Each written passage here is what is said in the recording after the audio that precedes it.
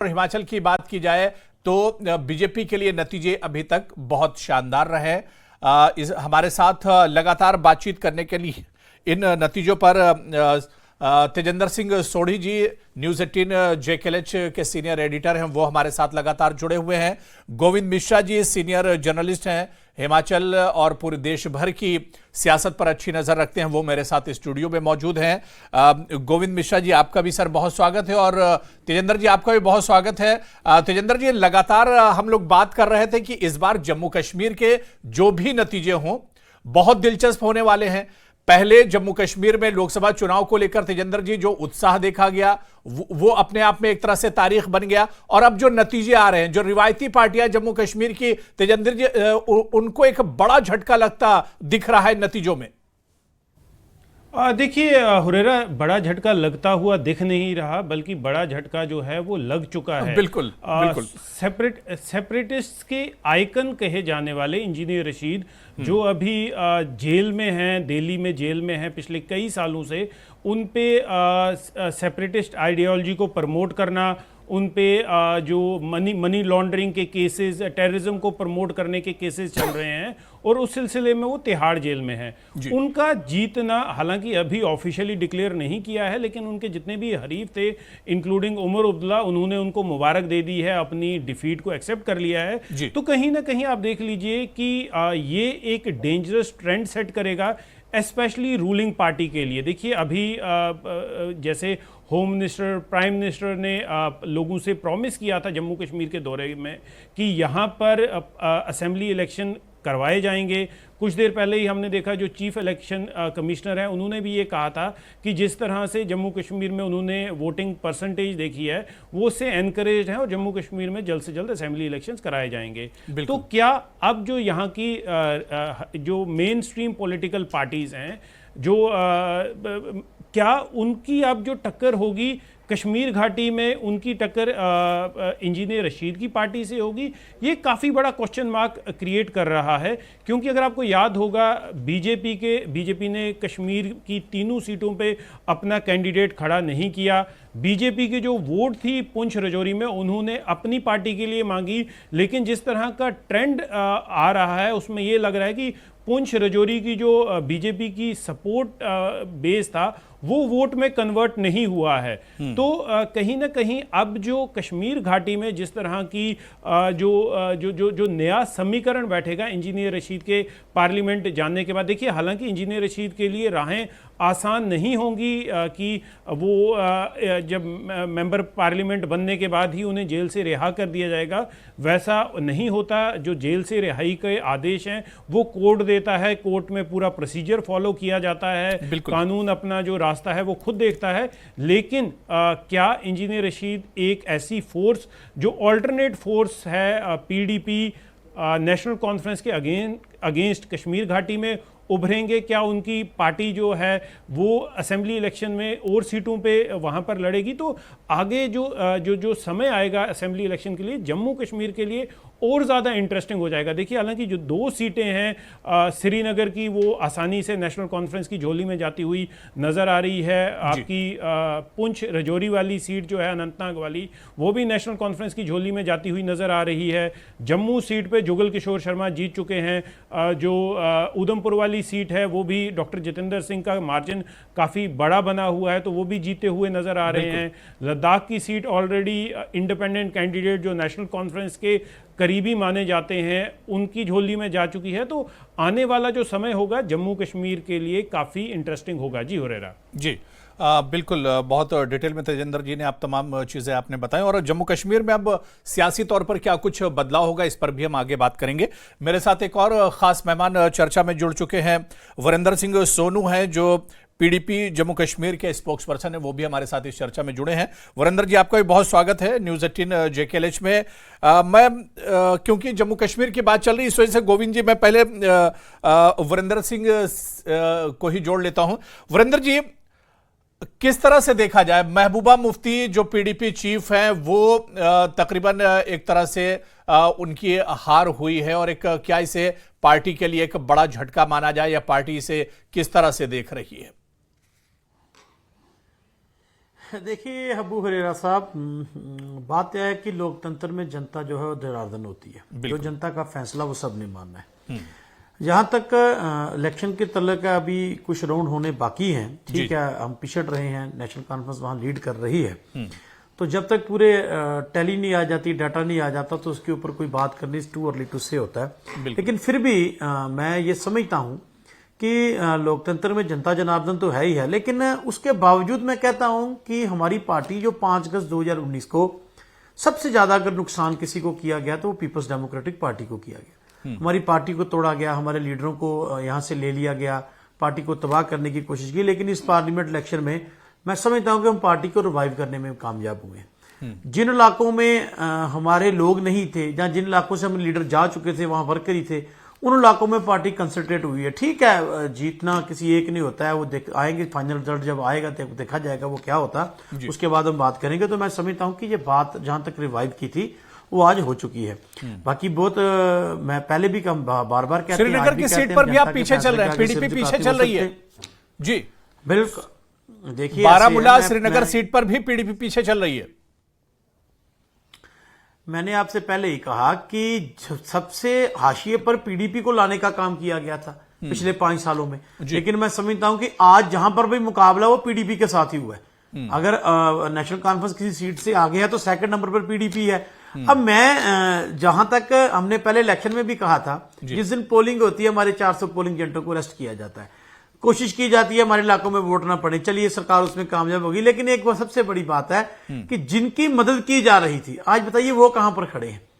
हम तो अकेले चुनाव लड़ रहे थे। एक तरफ से भारतीय जनता पार्टी और गवर्नमेंट ऑफ इंडिया, उनकी जो एबीसी टीमें थी, उनको उनकी पूरी मदद की जा रही थी, गवर्नमेंट मशीनरी की मदद हो रही थी, हर तरीके से सब कुछ किया जा रहा था। आज उनको लोगों ने रिजेक्ट किया, वो आज कहां पर खड़े हैं। हमारा वर्कर और हम और हमारी पार्टी, मैंने पहले भी आपसे कहा कि सबसे ज्यादा नुकसान हमारे साथ किया गया था, लेकिन उसके बावजूद ही हम वर्कर के अपने लीडरों की जो परफॉर्मेंस है उससे खुश हैं। बाकी जब पूरा टैली जब आ जाएगी उस पर देखेंगे। लेकिन एक बात तो है, जो कहते थे हम 400 पार जाएंगे, आज वो कहां है। जो कहते थे भारतीय जनता पार्टी को 370 के नाम पर वोट दो, 370 सीटें दे दो, आज वो कहां है। जो सारा ही एग्जिट पोल बता रहा था 400 सीट पार कर चुके हैं, आज वो कहां है। देखिए जनता जनार्दन, जिस तरीके से जनता को जेब में समझा जा रहा था, लोगों ने तो अपने फैसला किया। अब देखिए बारामूला में आपने देखा कि बारामूला में उमर अब्दुल्ला साहब लगभग 1.5 लाख वोट से, मेरा ख्याल उन्होंने अपनी हार स्वीकार की है। उन्होंने ट्वीट करके कहा है, उन्होंने कहा है कि इंजीनियर साहब जीत चुके हैं। तो आज मैं समझता हूं कि जनता का फैसला हम सबको मानना है। लेकिन देश में एक चीज आज बड़ी क्लियर जो की है, जम्मू कश्मीर के लोगों में भी की है। मैं कहता हूं कि अगर हम 2 सीटों 3 सीटों पर चुनाव हमने लड़ा, अगर 2 सीटों पर नेशनल कॉन्फ्रेंस जीत रही है तो रनर अप पीडीपी है। जिन लोगों को सरकार ने थोपने की कोशिश की, जिनको एजेंसियों के थ्रू या जिनको सरकार अपने थ्रू एक पार्टी बनाना चाहती थी, उनको तो लोगों ने बुरी तरह से नकार दिया। जिन्होंने जितना पैसे का और गुंडागर्दी का नंगा नाच इस इलेक्शन में देखने के लिए मिला, जो हमने बार बार आपके चैनलों पर भी आकर कहा, तो मैं ये समझता हूं कि लोगों ने उसको नकारा है। बाकी जब तक रिजल्ट नहीं आ जाता उस पर ऊपर मैं टिप्पणी कर नहीं सकता। वीरेंद्र जी, क्या ये नहीं लग रहा है कि अगर कश्मीर में भी इंडिया अलायंस, इंडिया गठबंधन जो है वो मजबूती के साथ लड़ता, पीडीपी नेशनल कॉन्फ्रेंस में बात बन जाती यहां पर, तो तस्वीर शायद कुछ अलग होती। देखिए बिल्कुल सही बात है। मैंने पहले भी बहुत दफा कहा है कि कश्मीर के लोग चाहते थे नेशनल कॉन्फ्रेंस और पीडीपी इकट्ठे मिलकर चुनाव लड़े, लेकिन ये सवाल तो नेशनल कॉन्फ्रेंस से पूछा जाना चाहिए ना। हमने तो कैंडिडेट पहले कोई दिया नहीं था। जब हम पर जंग थोप दी जाए, कोई जंग जब थोप दी जाए, फिर सामने वाले का लश्कर नहीं देखा करते। हमने अपने हिसाब से चुनाव लड़ा, क्योंकि मैंने जो पहले भी आपको बताया, कश्मीर के लोगों की पसंद थी। कश्मीर के लोगों का ये मानना था कि वाकया में कि ये पीडीपी और नेशनल कॉन्फ्रेंस इकट्ठे होकर चुनाव लड़े। हमारे पर तो मुसीबतों के पहाड़ थे, उसके बावजूद हमने एक ताकतों का सामना किया। देखिए कांग्रेस, नेशनल कॉन्फ्रेंस, अपने सीपीआई सीपीएम इकट्ठे मिलकर चुनाव लड़ रहे थे। दूसरे हमारे सामने जो थे उनके साथ भारतीय जनता पार्टी और पूरी गवर्नमेंट की मशीनरी, सेंटर का पैसा, जिस तरीके से उन्होंने चुनाव लड़ा, हम उनके साथ लड़ रहे थे। तो उसके हिसाब से देखिए तो हम अपनी परफॉर्मेंस से खुश हैं। और दूसरी बात, शायद कश्मीर के लोग चाहते थे, शायद बारामूला के लोगों ने वही गुस्सा शायद वहां निकाला है, उमर अब्दुल्ला साहब का हारना। आप इस चीज को समझिए ना कि लोगों के मैसेज को तो समझना पड़ेगा ना। लोग तो चाहते थे आप इकट्ठे मिलकर चुनाव लड़े, तो वो बिल्कुल सही बात है। अगर हम इकट्ठे मिलकर चुनाव लड़ते तो शायद हालात आज कुछ और होते। चलिए इस पर आगे भी हम बात करेंगे। मैं अब थोड़ा सा हिमाचल पर भी हम चर्चा कर लेते हैं। मैं गोविंद मिश्रा जी, सर किस तरह से देखते हैं बीजेपी पहले से ही दावा कर रही थी, हालांकि मौजूदा में आप स्टेट में देखिए तो 16 महीने की सरकार कांग्रेस की सरकार है, लेकिन इस बीच में आप देखिए कि क्लीन स्वीप किया है बीजेपी ने हिमाचल प्रदेश में। ना देखिए सर कि मेरे ख्याल से कुछ ही स्टेट ऐसे हैं जहां पर कि एग्जिट पोल का पूरी तरीके से सही हुआ है। हिमाचल में जो भी एग्जिट पोल के जो भी आए थे, डाटा आए थे, उसमें भी ये था कि वहां की चारों सीटें जो हैं भारतीय जनता पार्टी या एनडीए जो है जीत रहा है। परिणाम आने के बाद भी वही चीज़ सही साबित हुई है। लेकिन वहाँ पर जो आपने बात कही कि 16 महीने से वहाँ पर कांग्रेस की गवर्नमेंट भी है, उसका भी एंटी इनकम्बेंसी फैक्टर होगा। और उसके साथ साथ जो है, चूंकि जो बात मैंने बार बार कही कि चूंकि हिमाचल प्रदेश जो है भारतीय जनता पार्टी के राष्ट्रीय अध्यक्ष जेपी नड्डा जी का भी वो होम स्टेट माना जाता है, तो उनकी भी एक पर्सनल स्टेक वहाँ पर दांव पर थी उनकी वहाँ पर। तो राष्ट्रीय अध्यक्ष जी ने भी वहाँ काफ़ी सारी वहाँ मेहनत की है ताकि ये चारों सीटें उनको यहाँ पर मिल पाए। और बाकी तो ये 3 सीटें तो वहाँ से वो जीत सकते हैं, लेकिन जो चौथी सीट जो थी मंडी वाली जो सीट थी, जो वो ये थी, ये सीट काफ़ी फंसी हुई सीट है और वहाँ से कंगना का जीतना जरूर एक बहुत ही एक आश्चर्य की बात है और वो भारतीय जनता पार्टी के लिए एक बहुत ही सुखद यहाँ पे इवेंट है। लेकिन कांग्रेस के लिए एक वहाँ पे बहुत ही दुखद बात ये है कि कांग्रेस से उनके आनंद शर्मा जैसे जो एक अदावर नेता है, काफ़ी सीनियर नेता है, उनका चुनाव हार जाना, वो भी इतने बिग मार्जिन से चुनाव हार जाना, तो ये एक एनडीए अलायंस के लिए तो वहाँ पर अच्छी खबर नहीं है। बाकी ओवरऑल कम से कम हिमाचल के जो परिणाम आए हैं, एनडीए अलायंस जो है उससे काफ़ी खुश होगा। चलो कहीं तो कुछ तो हुआ राहत। बिल्कुल। और एग्जिट पोल के हिसाब से ही हुए, जिस तरह से एग्जिट पोल में दिखाया जा रहा था कि क्लीन स्वीप कर रही है यहाँ पर एनडीए और बीजेपी, तो चारों सीटें बीजेपी के झोली में गई हैं। इस बीच हमारे साथ एक और बहुत खास मेहमान विक्रम सिंह रंधावा जी, जो सीनियर लीडर हैं, बीजेपी के स्पोक्स पर्सन भी हैं, वो हमारे साथ जुड़े हुए हैं। और न्यूज़ रूम से मेरे सहयोगी विशाल आजम भी हमारे साथ जुड़े हुए हैं। रंधावा जी, आपका भी बहुत स्वागत है, विशाल आपका भी। मैं विक्रम सिंह रंधावा जी, कल ही आप दावा कर रहे थे कि जब नतीजे आएंगे तो हम चर्चा में बैठेंगे और उसके बाद बताएंगे, क्या इन नतीजों से आप एक तरह से संतुष्ट हैं? मैं पहले ओवरऑल नतीजों की बात कर लेता हूं, फिर जम्मू कश्मीर पे भी रंधावा जी आ रहा हूं। जरूर देखिए, ओवरऑल तो एक्सपेक्टेशन तो बहुत ज़्यादा थी और अभी भी हम शाम तक का वेट करेंगे। अभी तकरीबन 60 के सीट्स जो है वो बीजेपी की डिक्लेयर हो चुकी है। 256 पे हम लीड कर रहे हैं। तो मुझे लगता है कि हम बीजेपी की टैली को भी 300 तक ले जाएंगे और एनडीए की टैली हमारी 335-40 तक जाएगी। क्योंकि अभी तो ठीक है, पहले फेज, दूसरा फेज, तीसरा फेज, अब लास्ट फेज के अंदर बड़े से ट्रेंड्स चेंज होते हैं। तो हम पुनः सरकार बनाने में भी कामयाब होंगे और एक मजबूत सरकार जो नरेंद्र मोदी जी के नेतृत्व में फिर से एनडीए अलायंस जो है बनाएगा। जी, लद्दाख में आपकी सीट चली गई, जो सिटिंग मौजूदा जो लद्दाख की सीट थी वो बीजेपी वहां पर एक तरह से हार चुकी है। जी देखिए, लद्दाख पार्लियामेंट सीट जो है वो देश की सबसे छोटी पार्लियामेंट सीट है as per votes are concerned, और जियोग्राफिकली देश की सबसे बड़ी पार्लियामेंट सीट है। 2019 के चुनावों में वहां पर हमने उस सीट को 11,000 वोट से जीता था।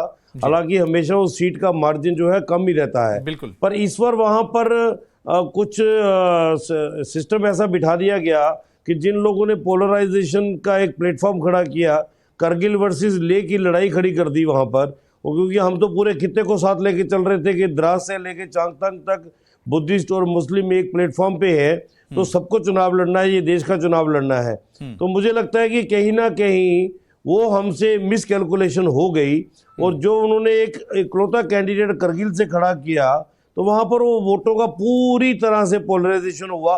बुद्धिस्ट बोर्ड जो है वो तकरीबन 2 जगह पूरी तरह से डिवाइड हुआ और कुछ परसेंटेज जो है वो जो हमारा करगिल का मुस्लिम कैंडिडेट था उसको भी गया है। लेकिन मुस्लिम वोट जो है वो पूरी तरह से वन वे गया, जिसकी वजह से कांग्रेस को भी वहां पे हार का मुंह देखना पड़ा और भारतीय जनता पार्टी, क्योंकि हमारी वो सिटिंग सीट थी और हम उसको पूरी ताकत के साथ हमने चुनाव लड़ा, हम जीत के लिए भी सुनिश्चित थे, लेकिन वोट को इंटरनली इतनी बुरी तरह से मोबिलाइज ये लोग कर पाएंगे या इन लोगों ने किया है, तो उसका ही ये नतीजा निकला कि टोटली करगिल वर्सेस लेह की लड़ाई हो गई। अब ये वहाँ के लोग ये कह रहे हैं कि ये मेंबर ऑफ पार्लियामेंट जो है वो करगिल का है, लेह का नहीं है, जबकि हम कहते हैं वो लद्दाख पार्लियामेंट कॉन्स्टिट्यूंसी है, वो लद्दाख से चुन के जाता है जो भी जाता है। अब देखते हैं आने वाले दिनों में वो जो एक हमने विकास का मंसूबा वहाँ पे नरेंद्र मोदी जी के नेतृत्व में वहाँ चलाया था, अब वो उसको ये कैसे आगे कैरी ओवर करते हैं। तो जम्मू कश्मीर और लद्दाख में 2019 में 3 सीटें थी, इस बार कुल मिला के 2 सीटें बीजेपी के पास एक तरह से बच रही हैं। कश्मीर के अभी तक जो ट्रेंड आए हैं, बल्कि इसे किस तरह से आप रंधावा जी देखेंगे? उमर अब्दुल्ला तकरीबन अपनी हार मान चुके हैं, उन्होंने एक्स पर ट्वीट भी किया और उन्होंने माना है कि उनकी हार हो रही, लेकिन 2 जगह पर नेशनल कॉन्फ्रेंस एक तरह से अभी भी बढ़त बनाए हुए, पीडीपी तीनों जगहों पर एक तरह से पीछे चल रही है। जी जी, देखिए, एक तो कश्मीर के अंदर इंडी ब्लॉक जो है वो कहीं एग्जिस्ट नहीं किया। नेशनल कॉन्फ्रेंस और पीडीपी एक दूसरे के खिलाफ एक सीट पे तो ओपनली लड़े और दूसरी